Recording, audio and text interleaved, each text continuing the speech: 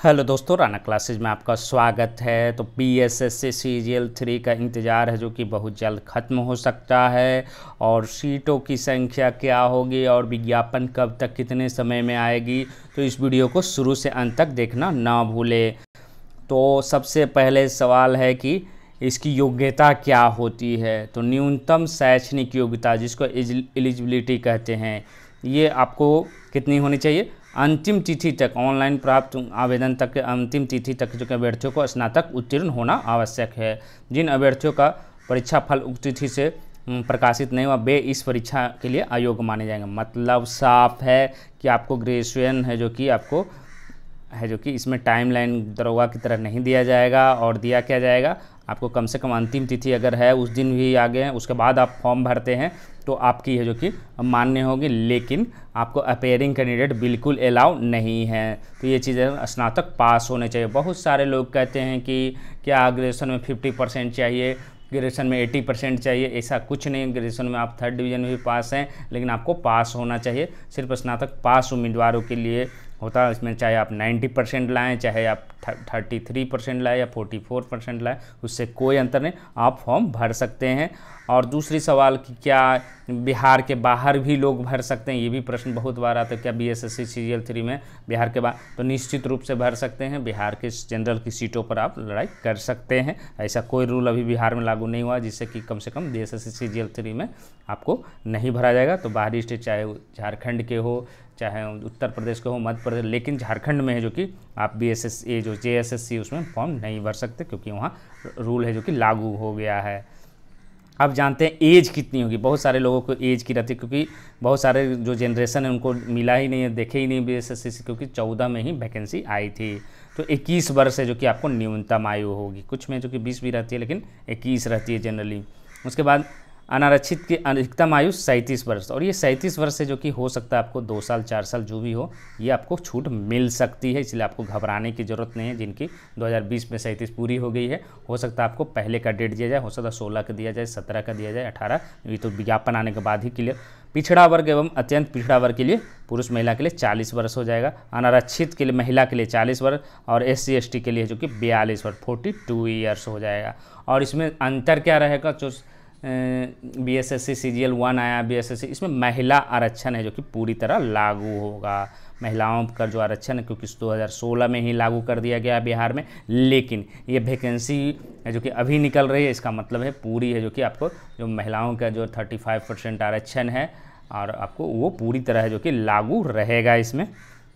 तो इसमें ये महिलाओं के लिए एक अच्छा मौका रहेगा। ग्रेजुएशन लेवल पर है जो कि ऑब्जेक्टिव एग्जाम के सारे जो कि आप 4600 ग्रेड पे, इसका वेतन कितना होता है 4600 ग्रेड पे 44,900। इसका बेसिक पे शुरुआत होगी 44,900, और ये शुरुआत में कितनी मिलेगी, तो 44,900। DA मान लीजिए कि अभी 17 है रहे या 21 रहे, उसका 17%, 1000 आपको मेडिकल अलाउंस मिलेगी। और अगर आप पटना में हैं तो 3000 मिलेगी आपको सिटी अलाउंस प्लस DA मिलेगी। तो इतने रुपये है जो कि आपको बिहार सरकार है जो कि सचिवालय सहायक को देती है। अगर सचिवालय सहायक में अगर आपको वर्तमान में सिलेक्शन, हालांकि इसमें अभी समय लग सकती है, अभी विज्ञापन आएगी, फिर 2 चरणों में परीक्षा होगी, फिर रिजल्ट होगी, फिर वेरिफिकेशन होगा, मेडिकल होगा, तब जाकर ज्वाइनिंग होगी। तो ये पूरी प्रक्रिया क्या होगी, आपको पहले जो है कि आपको प्री होगी, कि उसके बाद मेंस होगी, दोनों ऑब्जेक्टिव होगी, उसके बाद आपको वेरिफिकेशन होगा, फिर मेडिकल होगा, फिर आपकी ज्वाइनिंग होगी। अब इसके पैटर्न को जानते हैं। तो इसकी पैटर्न को क्या है, सभी पदों के लिए 2 चरणों में है जो कि परीक्षा लिया जाएगा। इसमें परीक्षा है जो कि सामान्य ज्ञान ही रहेगा। इसमें आपको 50 अंक है जो कि सामान्य अध्ययन का रहेगा, 50 अंक है जो कि आपको सामान्य विज्ञान एवं गणित के रहेगा। मानसिक क्षमता जांच, comprehension, logic, reasoning, mental ability के 50 प्रश्न है जो कि आपको रहेंगे। प्रश्न है जो कि वस्तुनिष्ठ और बहुविकल्पीय होंगे। इसमें कोई रिटन एग्जाम, लिखने के लिए एग्जाम नहीं होता है, आपको सिर्फ ऑब्जेक्टिव एग्जाम रहेंगे। प्रत्येक सही उत्तर के लिए 4 अंक दिया जाएगा, और प्रत्येक गलत उत्तर के लिए 1 अंक आपका काट, 1/4 है जो कि आपको निगेटिव है। 2 घंटा 15 मिनट का समय होगा। प्रारंभिक परीक्षा में 2 भाषा में आप दे सकते हैं, अगर हिंदी और अंग्रेजी के प्रश्न पत्र है जो कि भिन्नता। और इसमें है जो कि आप पुस्तक है जो कि आप ले जा सकते हैं, प्री एग्जाम में सिर्फ ले जा सकते हैं। ये 150 नंबर की रहेगी, ये 150 क्वेश्चन रहेगी, 4 नंबर 600 नंबर की रहेगी। और आपको फिर है जो कि मेंस में है जो कि आपको 2 पेपर देने होंगे। पहला में आपको हिंदी रहेगा, हिंदी आप 30% से ज़्यादा मार्क्स लाएंगे तभी आपकी कॉपी जांच होगी। अगर आप डिस्क्वालीफाई हो जाएंगे तो आपकी कॉपी जांच ही जो दूसरा मुख्य पेपर है उसी में। प्री पर है जो कि मेरिट नहीं बनती है, आपको मेंस में जो कि किताब ले जाने नहीं मिलेगा। और मेंस में मेरिट जो बनती है ये 150-600 नंबर मेंस के एग्ज़ाम में बनेगी, उसी के आधार पर है जो कि आपकी सिलेक्शन होगी। अब आते हैं सिलेबस क्या है। तो सिलेबस अब सामान्य अध्ययन का क्या है, तो सामान्य अध्ययन में आपको इस प्रश्नों का उद्देश्य अभ्यर्थियों के आसपास के वातावरण की समान जानकारी तथा समाज में अनुप्रयोग के संबंध में इसकी योग्यता की जांच करना, वर्तमान घटनाओं और दिन प्रतिदिन की घटनाओं के सूक्ष्म अवलोकन तथा उनके प्रति वैज्ञानिक दृष्टिकोण जैसे मामलों की जानकारी संबंधी ऐसे प्रश्न शामिल किए जाएंगे जिनके बारे में जानकारी रखने की किसी भी शिक्षित व्यक्ति से अपेक्षा की जाती है। इसमें बिहार, भारत और इसमें पड़ोसी देशों के विषय में आपको संभव है जो कि प्रश्न पूछे जाएंगे। समसामयिक में क्या क्या रहेगा, वैज्ञानिक प्रगति, राष्ट्रीय अंतर्राष्ट्रीय पुरस्कार, भारतीय भाषाएं, पुस्तक, लिपि, राजधानी, मुद्रा, खेल, खिलाड़ी, महत्वपूर्ण घटनाएं रहेंगी। भारत और उसके पड़ोसी देश, इतिहास, भारत का इतिहास, संस्कृति, आंदोलन, भारत कृषि तथा प्राकृतिक संसाधनों की प्रमुख विशेषताएं, भारत का संविधान एवं राज्य व्यवस्था, देश की राजनीतिक प्रणाली, पंचायती राज, सामुदायिक विकास, पंचवर्षीय योजना एवं राष्ट्रीय आंदोलन में बिहार की भूमिका। तो इससे आपको रहेंगे। और करंट अफेयर अगर विज्ञापन निकलती है तो आपको परीक्षा जो कि आपको दिसंबर में आपको संभावना रखना, तो जनवरी 2020 से आप करंट अफेयर्स 5 से 10 रहेंगे इसमें। अब आते हैं सामान्य विज्ञान एवं गणित के। तो आपको इसमें समानतः मैट्रिक स्तर के निम्न विषय से यथासंभव प्रश्न पूछे जा सकते हैं। सामान्यतः विज्ञान और में क्या रहेगा, भौतिक, रसायन, जीव विज्ञान और भूगोल रहेगा। गणित में क्या रहेगा, संख्या पद्धति से संबंधित प्रश्न रहेंगे। पूर्ण संख्याओं का विकलन रहेगा, दशमलव और भिन्न संख्याओं के बीच परस्पर संबंधित मूलभूत अंक, गणितीय संक्रियाएं, प्रतिशत, अनुपात तथा समानुपात, औसत ब्याज एवं लाभ और हानि। मानसिक क्षमता जाँच है जो कि इसमें शाब्दिक एवं गैर शाब्दिक दोनों प्रकार के प्रश्न पूछे जा सकते हैं।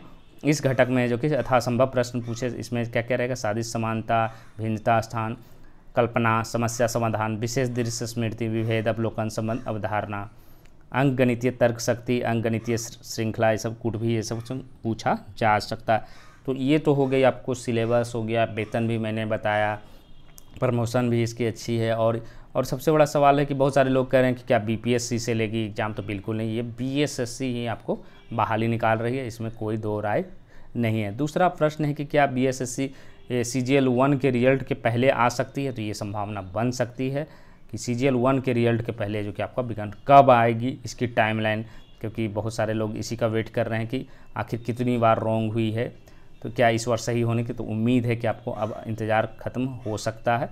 तो तिथि आप लोग नोट कर ले, 14 सितंबर को, 14 सितंबर को शाम को आ सकती है, 2 बजे 3 बजे तक हो सकता है आ जाए, या शाम तक है जो कि आ जाए। डेट आप याद कर सकते हैं, पहले भी मैंने एक डेट बताया था लेकिन कोरोना संकट के कारण है जो कि नहीं हो विज्ञापन निकला था।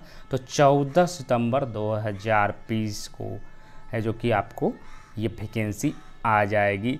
तो अब सवाल है कि CGL 1 की रिजल्ट आएगी, ये तो कन्फ्यूजन बना रहेगा, लेकिन ये जो वैकेंसी आपको 14 सितंबर 2020 को आ रही है शाम को।